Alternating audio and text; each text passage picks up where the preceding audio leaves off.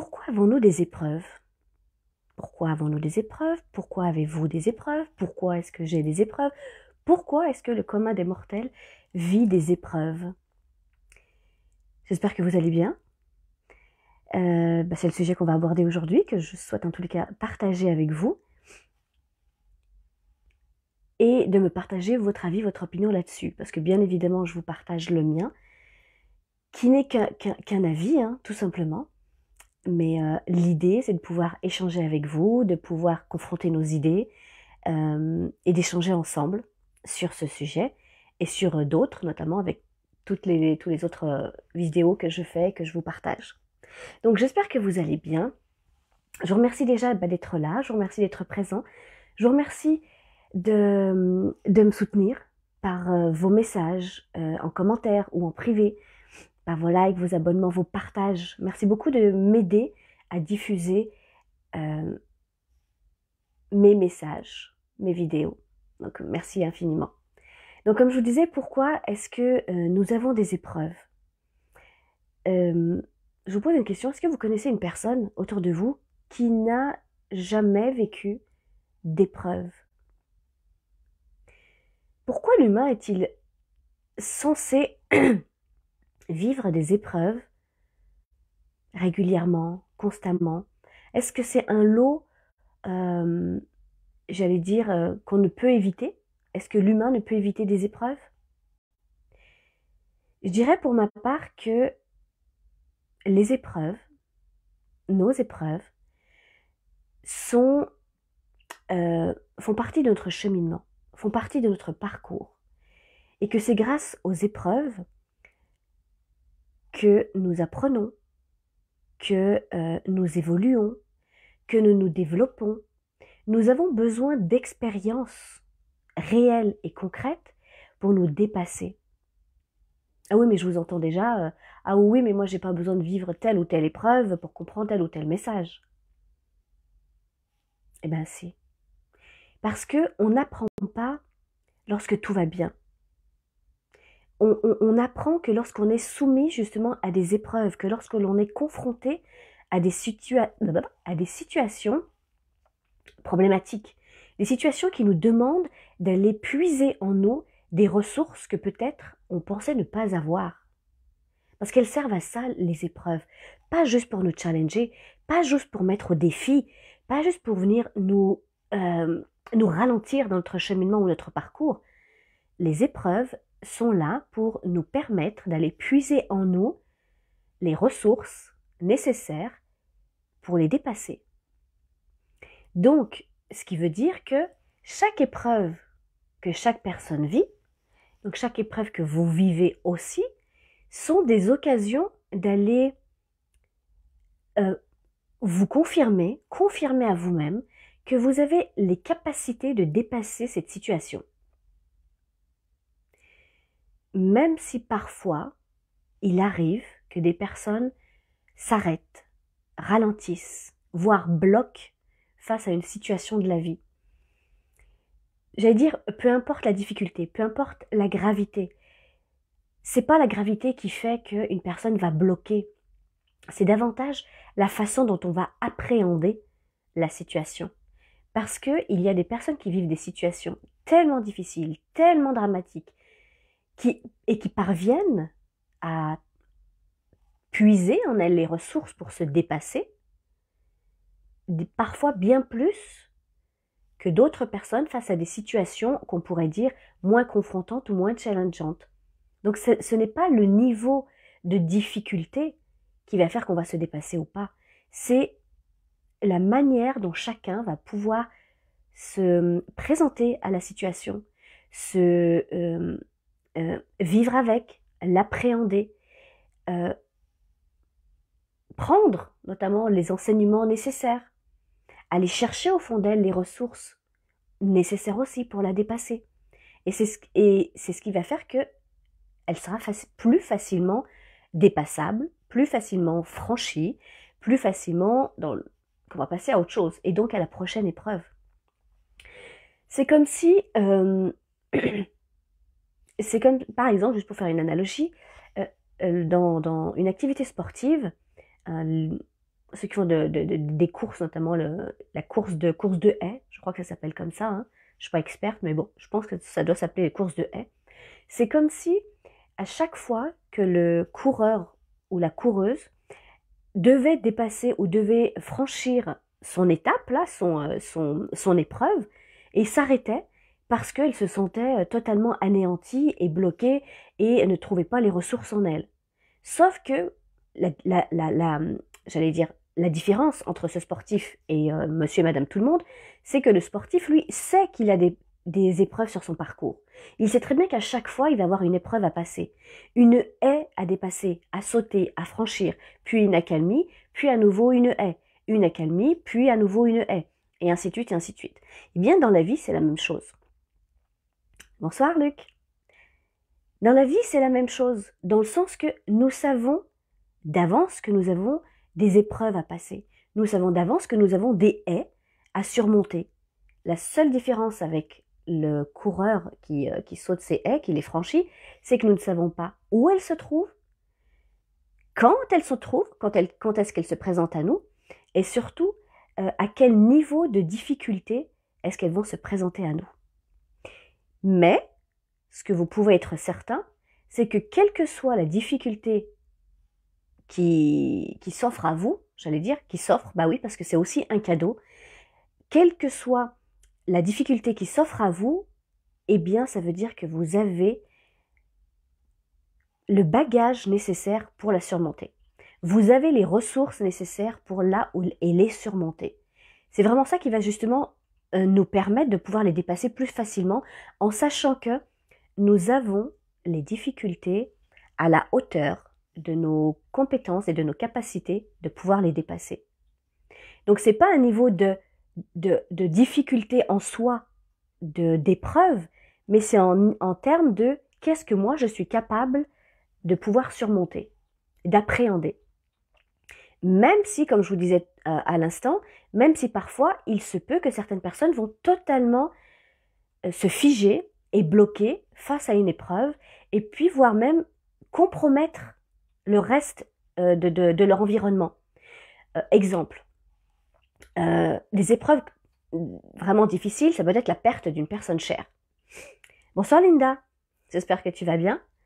Donc, la perte d'un être cher, par exemple. On est tous, à un moment donné de notre vie, confrontés à perdre un être que l'on aime. Maintenant, qu'est-ce qui va faire la différence entre une personne qui va dépasser cette épreuve, avoir les ressources qui vont lui permettre donc de dépasser ça et de reprendre une vie, on va dire, un peu à la normale, hein, ok? Même si, bien évidemment, c'est jamais normal si on a perdu quelqu'un. Mais quand même, elle reprend de l'énergie, elle reprend sa vie en main, etc. Qu'est-ce qui va faire donc la différence entre cette personne qui va dépasser cette épreuve de perte et une personne qui, elle, n'y arrivera pas, n'y parviendra pas et peut-être va compromettre ses autres relations, va compromettre peut-être son emploi, là où elle travaille, parce qu'elle n'a pas su dépasser cette épreuve. Et comme je vous dis, c'est pas la hauteur de l'épreuve. Plusieurs personnes peuvent vivre les mêmes situations, mais elles ne les appréhenderont pas de la même manière, et elles n'auront pas les mêmes enseignements non plus, et le même développement suite à cette épreuve.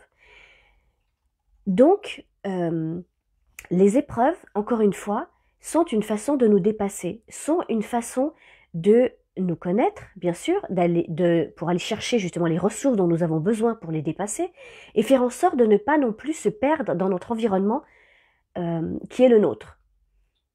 Parce que déjà, avoir une difficulté, c'est assez déjà complexe en soi à vivre.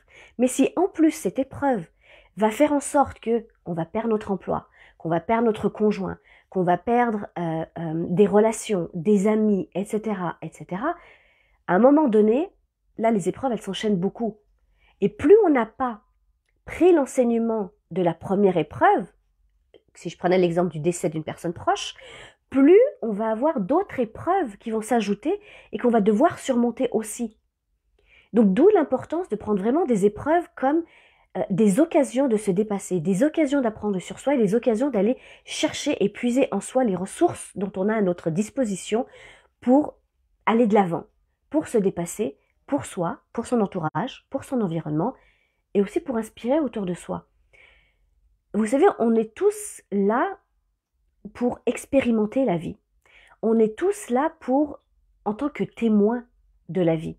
On est tous témoins de certaines choses, bien évidemment. On est tous témoins de ce que l'on vit, de nos situations, de nos expériences. Donc si on est témoin, ça veut dire que c'est pour pouvoir le partager. C'est pour pouvoir aider ensuite et transmettre ensuite à d'autres personnes qui pourraient vivre la même chose. Parce que vivre quelque chose uniquement pour soi, la vie, c'est pas ça. La vie, c'est de passer le relais. Si je vis quelque chose et que j'ai su la dépasser, la surmonter, et que j'ai quelqu'un autour de moi qui vit quelque chose de similaire, eh bien, je vais pouvoir lui transmettre la façon dont moi j'ai pu dépasser la mienne. Même si elle le fera peut-être pas pareil. Mais on est tous là, malgré tout, pour s'entraider, pour partager nos expériences et faire en sorte d'aider, de soulager d'autres personnes autour de nous qui peuvent et qui vivent aussi des situations difficiles, compliquées, challengeantes, beaucoup. Donc voilà un petit peu mon opinion sur pourquoi est-ce que nous vivons des épreuves et pour qu'elles puissent et pour qu'on puisse les vivre encore mieux, eh bien c'est de... je cherche juste à formuler ma phrase de la meilleure façon, c'est qu'il y ait le moins de résistance possible. Parce que plus on va résister à la situation, à l'épreuve, plus celle-ci va être difficile et compliquée. Percevez l'épreuve comme une expérience, une source d'apprentissage. Percevez l'épreuve comme une occasion de dépassement de soi et de l'accueillir, de la vivre et de la dépasser. Même si c'est facile à dire, je le sais, la meilleure chose en tous les cas pour dépasser ces situations, c'est de ne pas être dans la résistance. Vraiment. Plus vous résistez à une situation, plus ça va être complexe.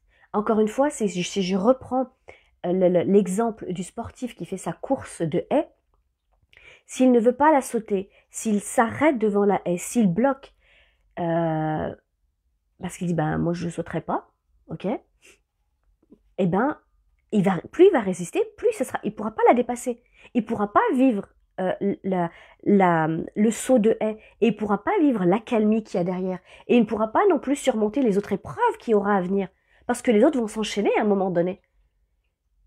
La vie nous les amène une à la fois, en général. Mais essayez de les vivre au fur et à mesure que la vie vous les envoie. Comme vraiment des sources, comme des cadeaux d'apprentissage, comme des cadeaux d'enseignement et des cadeaux de dépassement de soi. Les épreuves sont des cadeaux. Essayez simplement, même si c'est pas simple toujours à faire, de résister face à l'épreuve. Et prenez-le vraiment comme un cadeau de la vie. Parce que c'est de toute façon, il n'y a pas de vie sans épreuve. À un moment donné, faut se faire une raison aussi et éviter de se lamenter et dire pourquoi moi, pourquoi est-ce que je vis ce que je vis, pourquoi est-ce que j'ai encore une difficulté, pourquoi est-ce que j'ai encore cette haie là sur mon chemin, pourquoi est-ce que j'ai encore ce caillou devant moi. Vous rencontrez un gros rocher devant vous, vous n'allez pas mettre des coups de pied dedans, ça n'a aucun intérêt. Bonsoir Frédéric, j'espère que tu vas bien mon cher. Vous avez des gros cailloux sur votre chemin, est-ce que vous allez mettre un coup de pied dedans? Vous savez bien que non, vous allez vous blesser. Et vous n'allez pas rentrer dedans, vous n'allez pas résister. Vous allez trouver une façon de le dépasser. Donc dans la vie, dans les situations aussi difficiles et dramatiques que cela puisse être, c'est de ne pas résister et d'aller chercher en vous déjà les ressources. Et si ça l'est pas, et si ça n'est pas suffisant, ben vous savez quoi? Vous avez le droit de vous faire aider. Vous avez le droit de tendre la main.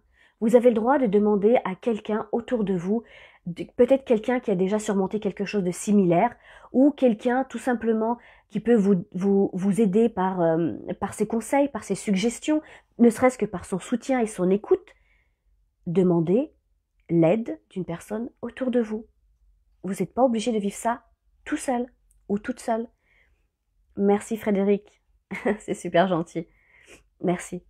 Donc prenez vraiment ces épreuves-là comme pour vous, et puis peut-être aller solliciter de l'aide autour de vous. J'espère que ça fait un peu de sens de ce que je vous ai amené, de la façon dont je vous l'ai amené. Encore une fois, c'est mon point de vue, vous n'êtes pas obligé de le partager, mais mettez-moi en commentaire comment est-ce que vous vivez justement les épreuves, comment est-ce que vous faites face aux épreuves, comment, quelles sont vos sources éventuellement d'apprentissage, d'enseignement, comment est-ce que vous faites face aux épreuves des personnes aussi autour de vous, lorsque celles-ci peut-être vous sollicitent. On est tous confrontés à la même enseigne. Personne n'est à l'abri de vivre des épreuves, vraiment. Maintenant, c'est comment est-ce qu'on peut faire pour les appréhender de la meilleure façon qui soit. Et c'est de pouvoir justement, pendant les temps d'accalmie, comme je vous disais tout à l'heure, entre deux haies, pour le coureur qui saute des haies, entre deux haies, entre deux épreuves, prendre le temps de se ressourcer, prendre le temps d'aller récupérer de l'énergie, prendre le temps d'aller se réénergiser, prendre le temps de justement de prendre ces enseignements et que la fois d'après, bah, ce sera moins difficile, moins compliqué parce que vous aurez grandi, parce que vous aurez évolué, parce que vous aurez acquis des connaissances, des compétences, des habiletés qui vont vous faciliter l'épreuve suivante. N'hésitez pas à mettre en commentaire ce que vous en pensez, comment est-ce que les épreuves vous font défi pour vous. Je serais ravie de pouvoir échanger avec vous là-dessus. Portez-vous bien, vraiment. Faites en sorte que, voilà, que les choses se passent au mieux malgré les situations de défi. Coucou Karine, bonsoir, j'espère que tu vas bien. L'amour inconditionnel et le lâcher prise, Frédéric. Merci pour ton partage. Alors, l'amour inconditionnel, j'ai mon opinion et mon point de vue là-dessus. Je partage pas beaucoup ce que l'on entend un peu partout, l'amour inconditionnel, dans le sens qu'il faille justement développer cet amour inconditionnel, parce que pour moi, même si c'est pas le sujet aujourd'hui, hein, je vais répondre rapidement. Pour moi, malheureusement, dans les relations, il ne peut faire l'objet d'amour inconditionnel. Au contraire, pour que l'amour soit vraiment universel, je dirais, avec là où les personnes, il doit y avoir des conditions, malheureusement. Je ne peux donner un amour inconditionnel si en même temps, je n'y mets pas un cadre et je n'y mets pas des limites et je n'y mets pas des conditions. Je peux aimer autrui, oui. Est-ce que je peux aimer autrui, comment dire, malgré certaines choses que moi je n'accepterais pas? Non. C'est pour ça qu'au niveau de l'amour inconditionnel, moi j'y vais vraiment avec des pincettes. Le seul vrai amour inconditionnel, c'est face à un nouveau-né, face à un enfant qui est encore dans l'innocence et dans la pureté. Parce que malheureusement, à partir du moment où on est rentré dans le conditionnement familial, sociétal, tout ce que l'on veut, malheureusement, il y a des conditions qui rentrent. Et on peut pas faire ça, on peut pas faire comme si ça n'existait pas. Je peux pas t'aimer inconditionnellement si tu ne me respectes pas, si tu ne respectes pas mes limites, si tu ne respectes pas mon cadre, si tu ne respectes pas ma personne. Et de la même façon pour vous, je ne pourrai pas, vous ne pourrez pas vous non plus m'aimer inconditionnellement si je vais franchir vos limites. C'est pas possible, c'est pas possible. Donc voilà, rapidement sur le sujet, même si c'était pas le sujet du jour. Bonsoir Karine, une autre Karine, ce soir. Ravie que tu sois là aussi, ma chère.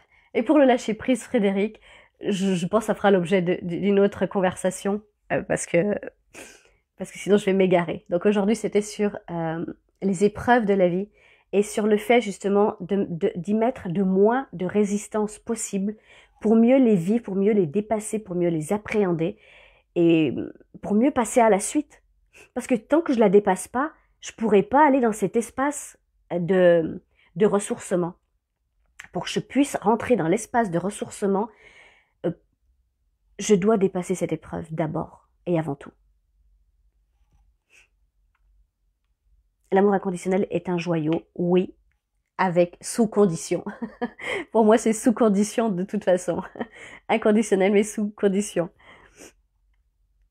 Merci à tous, merci à toi Karine aussi, merci infiniment. N'hésitez pas à liker, à commenter et à partager, ça m'aidera donc à diffuser mes vidéos, à diffuser mon message et en faire en sorte que ça puisse aider des personnes qui se retrouvent dans des situations difficiles et problématiques. C'est la seule et unique raison pour laquelle je fais ces vidéos, pour pouvoir aider des personnes, suggérer à des personnes des façons, des solutions pour les aider à dépasser leurs difficultés. Voilà, sur ce, encore une fois, prenez soin de vous, portez-vous bien, et puis je vous dis à demain. Bye bye.